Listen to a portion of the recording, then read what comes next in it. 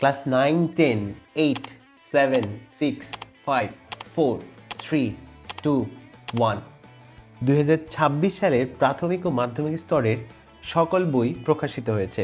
আজকের ভিডিওতে দেখাবো কিভাবে ঘরে বসেই এই বইগুলো ডাউনলোড করতে পারেন।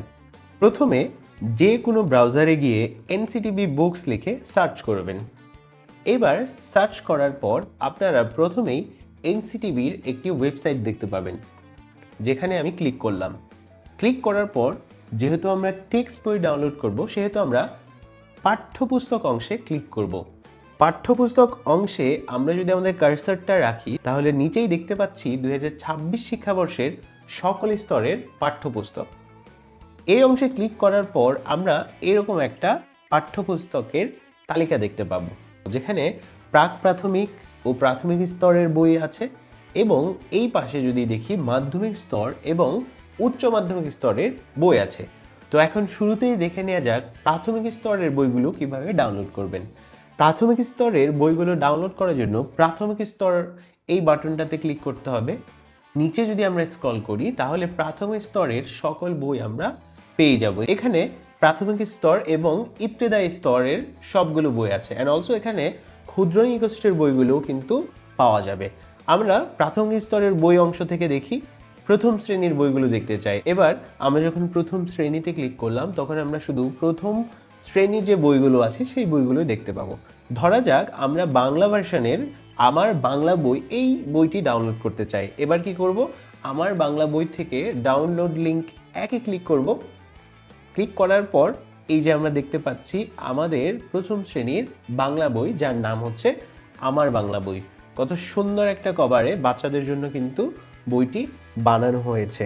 এবার আমরা যদি এই বইটা ডাউনলোড করতে চাই, তাহলে আপনারা একটু বাম পাশে যদি খেয়াল করেন, তাহলে এখানে ডাউনলোডের একটা সাইন দেখতে পারবেন, অ্যান্ড এই ডাউনলোড বাটনে ক্লিক করবেন। তাহলে একটু লোডিং নিয়ে দেখবেন যে আপনার বইটি ডাউনলোড হয়ে গিয়েছে। এই যে ইতিমধ্যে দেখতে পাচ্ছি আমার এই বইটি ডাউনলোড হয়ে গিয়েছে।